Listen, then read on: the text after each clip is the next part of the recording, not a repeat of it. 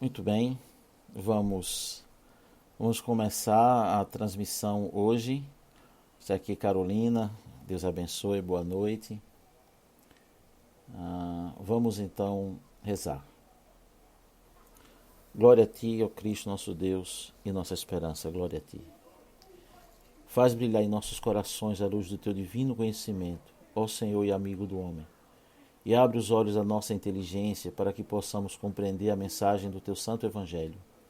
Inspira-nos o temor aos Teus santos mandamentos, a fim de que, vencendo em nós os desejos do corpo, vivamos segundo o Espírito, orientando todos os nossos atos segundo a Tua vontade, pois Tu és a luz das nossas almas e dos nossos corpos, ó Cristo nosso Deus, e nós Te glorificamos, a Ti e ao Teu Pai eterno, e ao Espírito Santo bom e vivificante, eternamente, agora e sempre, e pelos séculos dos séculos. Amém. Muito bem. Nesta semana, mas exatamente no dia 19 do calendário civil, que no calendário da igreja corresponde ao dia 6 de janeiro, o Oriente Cristão, a Igreja Ortodoxa, exceto aquelas que adaptaram seus calendários, mas estamos celebrando a grande festa da Teofania. Uma festa que é pouco conhecida, embora esteja presente nas liturgias da Igreja Latina, mas que não é celebrada com tanto entusiasmo ou com tanta expectativa dos fiéis por esta festa. Teofania, que quer dizer a manifestação de Deus, é quando se manifesta a Santíssima Trindade, que é exatamente no episódio do batismo de Nosso Senhor Deus Salvador Jesus Cristo, onde o Filho está sendo batizado, ouve-se a voz do Pai dizendo: "Este é meu Filho amado, em quem me alegro", e o Espírito Santo que desce em forma de pomba. Esta é a manifestação da Trindade, como diz o Tropário, em teu batismo no Jordão, ó Cristo nosso Deus, se deu a conhecer o mistério da Santíssima Trindade. Esta festa que alguns já viram nos vídeos, quer na TV ou no YouTube, por exemplo, na Rússia, que hoje é inverno, é uma festa celebrada onde após a liturgia as pessoas mergulham num lago, não é? Geralmente, muitas vezes a 40 graus, fazem esse mergulho. Inclusive o presidente Vladimir Putin tem essa prática, né? Ele adquiriu isso aí, não sei como fazem isso, mas mergulham lá.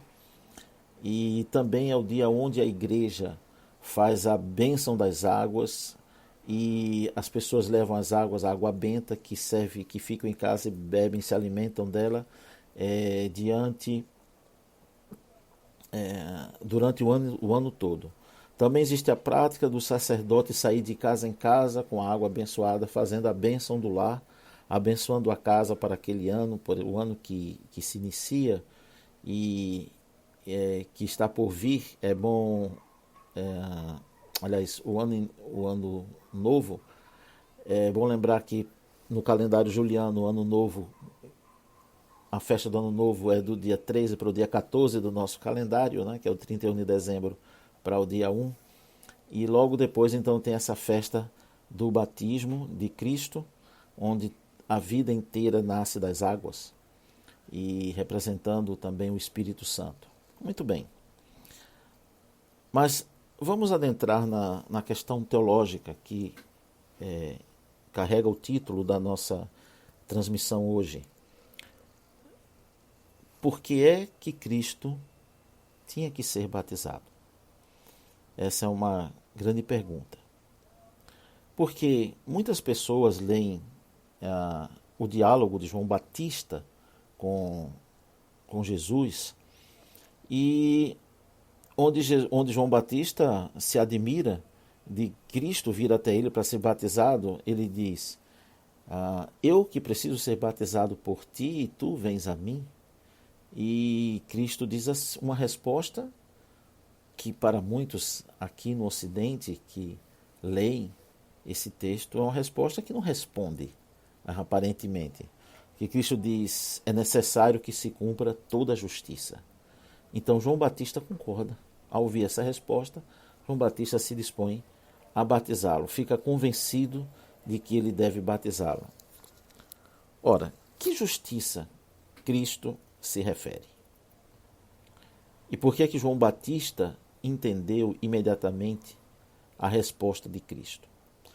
Primeiramente, nós devemos considerar nesta cena que há um diálogo entre dois sacerdotes. Há pessoas que não despertam para o fato de que João Batista é da linhagem sacerdotal. Ele é filho do sumo sacerdote Zacarias, que é descendente de Arão. Então, ele faz parte da linhagem sacerdotal. No entanto, João Batista não estava no templo.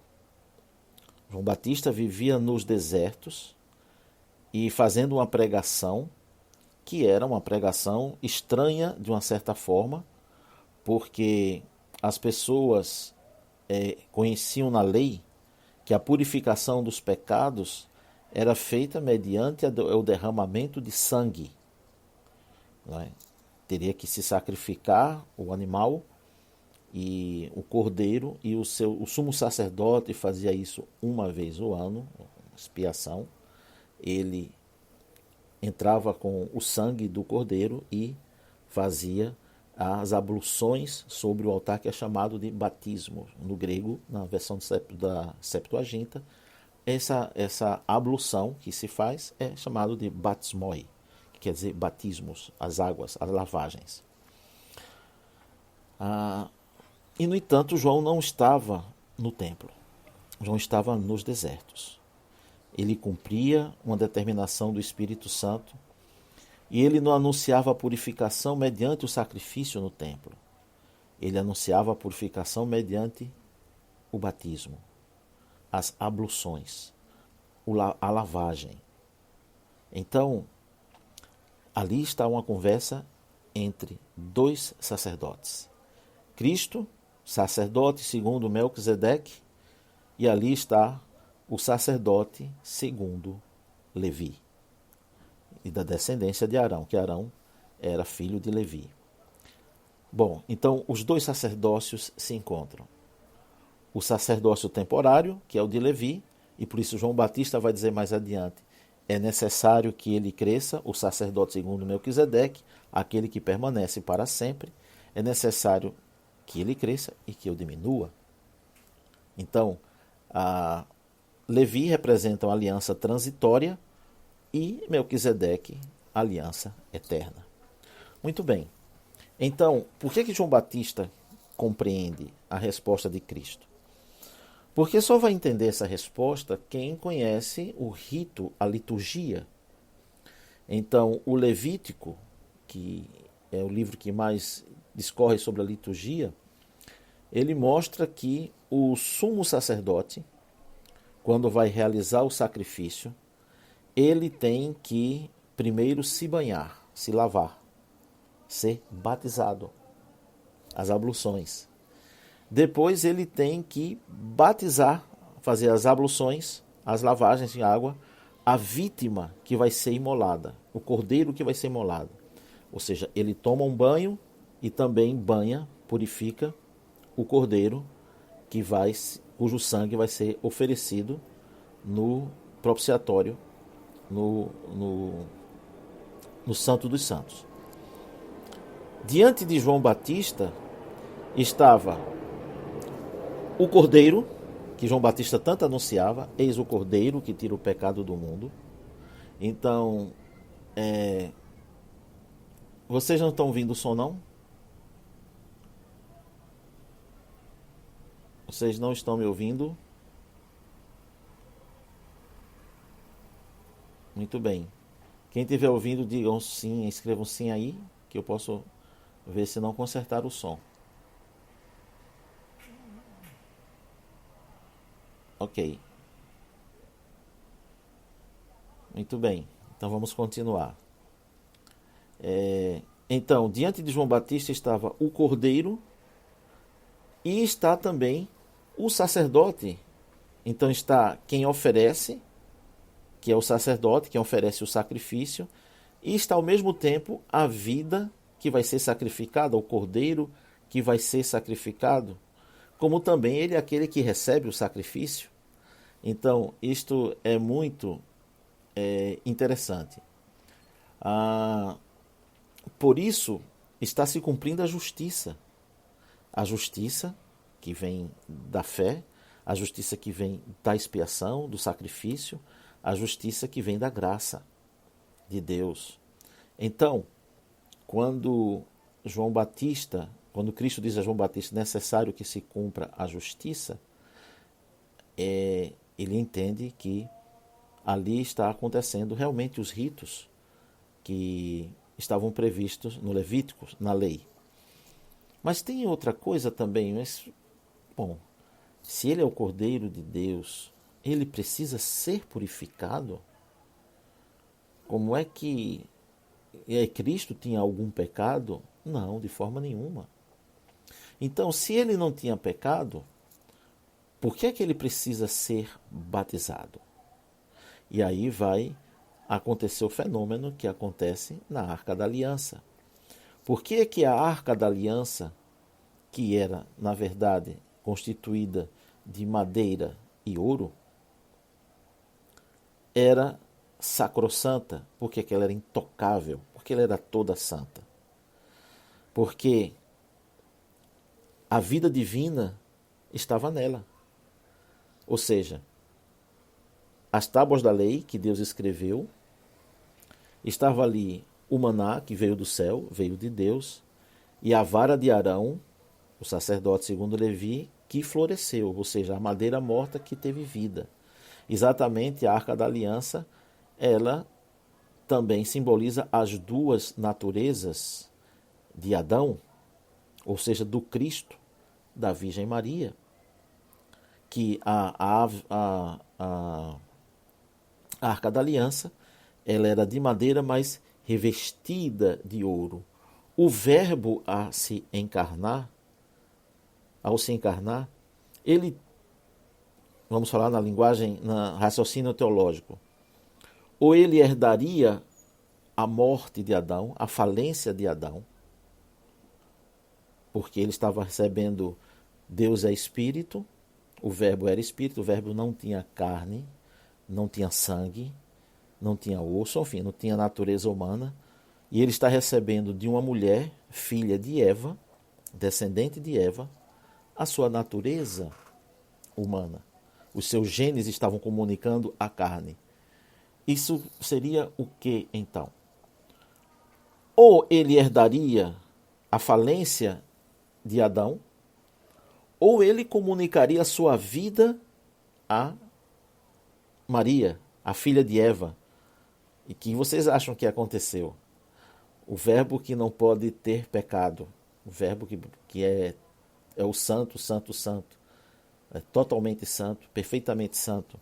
Então ele comunicou a sua natureza à Virgem Maria, por isso a chamamos toda santa.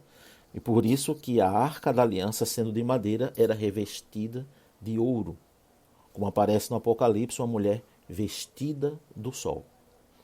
Então, a arca se tornava intocável e santa por causa desses três elementos onde estava a vida divina. E então as águas que estavam agora sendo tocadas pelo Filho de Deus, que era o início do seu ministério, do seu sacerdócio público, as águas estavam agora sendo purificadas e preparadas para o batismo. As águas que têm coisas muito particulares das águas, muito peculiares das águas. Primeiramente, a água é o elemento que não é criado durante a criação que narra da terra. A água já aparece como um elemento criado. No princípio criou Deus os céus e a terra, porém, sem forma e vazia, havia trevas sobre a face do abismo, e o Espírito de Deus se movia sobre a face das águas. As águas tiveram uma criação prévia.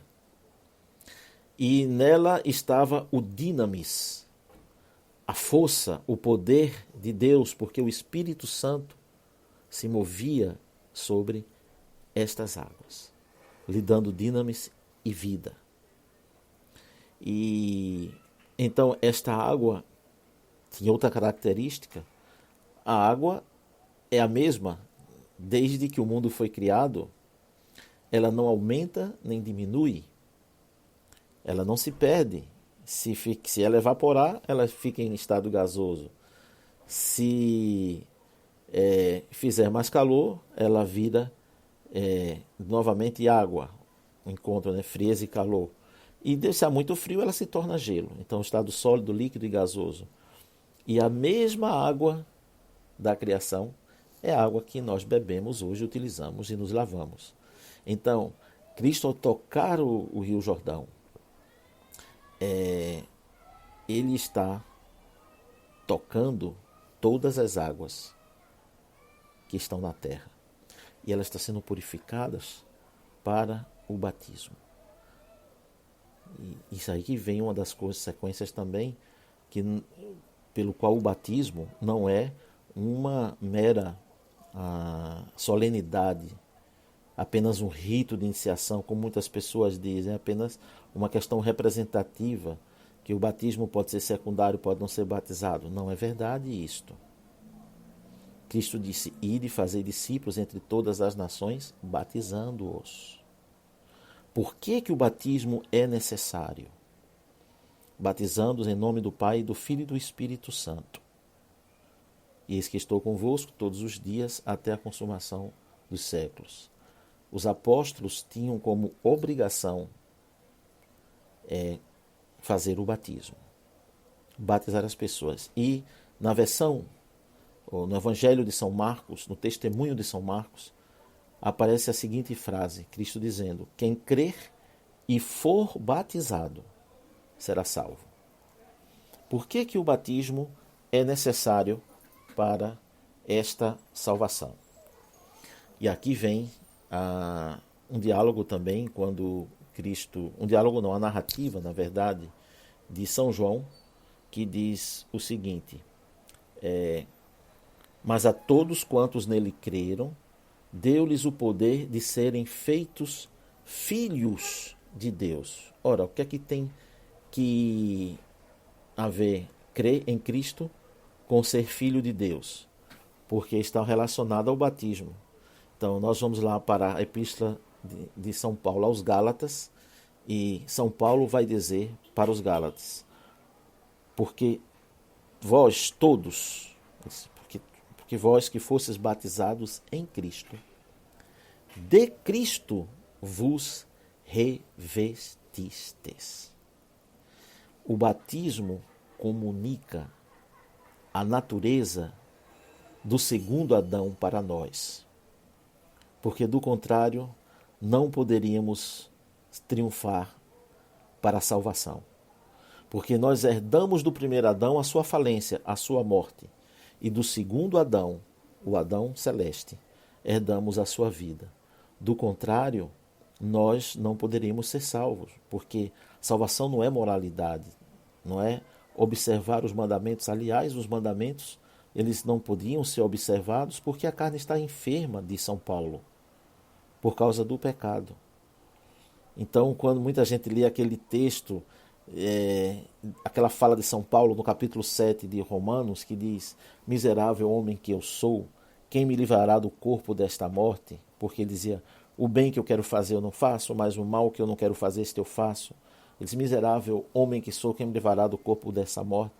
As pessoas param aí e pensam que esta é a realidade última, que a vida cristã esbarra neste conflito esquizofrênico entre o bem e o mal, e acha que não há vitória. Mas São Paulo faz uma pergunta que não fica sem resposta, é só ler um pouquinho mais adiante.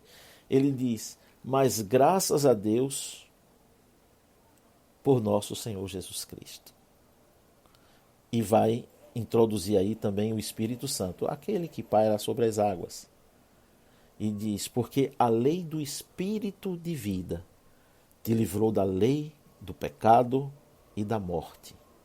E aí nós vamos entender a conversa de Jesus com o mestre Nicodemos, quando ele fala do novo nascimento. Em verdade vos digo, disse a Nicodemos, quem não nascer de novo não pode ver o reino de Deus. E Nicodemos lhe pergunta, como pode um homem, sendo velho, nascer? Pode, porventura, voltar ao ventre materno e nascer segunda vez? E Cristo disse, em verdade vos digo, quem não nascer da água e do Espírito não pode ver o reino de Deus. Por esta razão, na tradição cristã original, que nós mantivemos, batismo e crisma não se separam. São congênitos. Então, o batismo é a via da purificação. O Espírito, o crisma, a via da iluminação. Porque Ele quem convence o homem do pecado, da justiça, do juízo. É Ele quem nos conduz em toda a verdade. Ele que nos faz lembrar as coisas que foram ditas por Cristo. Manter na memória é a tradição viva. Por isso chamamos tradição viva. Então, o que era impossível à lei, Deus tornou possível, disse São Paulo, enviando o seu Filho em forma humana, em carne humana. Então, no Éden, Adão ficou nu, percebeu a sua nudez quando ele pecou. E ele teve que se esconder, porque ele agora estava com consciência do pecado e vinha a vergonha quando ele ouviu a voz de Deus perguntando por ele no paraíso, Adão, onde estás? Era Cristo. E quando ele sai de trás do arbusto, depois que ouvem a sentença divina e a promessa da redenção, então Deus os veste de pele de animal. E ali está o primeiro sacrifício. Esta pele com que Adão e Eva foram revestidos é o ícone do Cristo, que assumiria a carne humana, a natureza humana, para comunicar a natureza divina a ela. Então, vós todos que fostes batizados em Cristo, de Cristo vos revestistes, vestes, tomastes nova veste. Tomaste nova veste. Isto é que é maravilhoso, que é fenomenal e grandioso. Então, nós só podemos vencer o pecado na carne se tivermos a graça do batismo. Do contrário, é um agricultor diligente, que trabalha a terra, que seleciona a semente, que acorda cedo para cuidar dela, mas não tem água, não tem sol. Todo o esforço deste agricultor cai em vão, porque a sua sementeira, o seu trabalho não vai dar fruto. Ele precisa da graça. Ele precisa do sol e da chuva para que a semente possa morrer e nascer e produzir fruto. Da mesma forma também que se tiver sol e chuva e não tiver o homem arando a terra, como era o caso de Adão, não há também produtividade. Isso é chamado, na tradição, de sinergia. É o esforço que frutifica pela graça. Por isso tens um mandamento, diz, amarás o Senhor teu Deus, de toda a tua alma, de todo o teu coração, de todas as tuas forças e de todo o teu entendimento. A graça não é oposta não se opõe ao esforço, como muita gente pensa aqui no Ocidente. Não. A graça é quem recompensa o esforço. A graça é quem dá vida ao esforço. Mas a graça sem o esforço é feito a chuva que cai e volta lá para o céu. E vai regar e frutificar e dar vida àquele que trabalha. Então, é exatamente isto.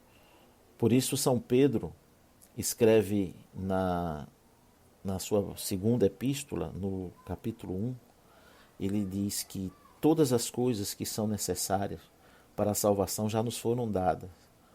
A fé é a primeira, diz, mas acrescentai à vossa fé a virtude, e a virtude o conhecimento, e o conhecimento a temperança.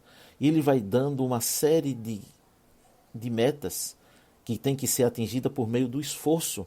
Ele diz, porque havendo isto em nós, em vós, não ficareis infrutíferos, nem ignorantes do conhecimento de Deus.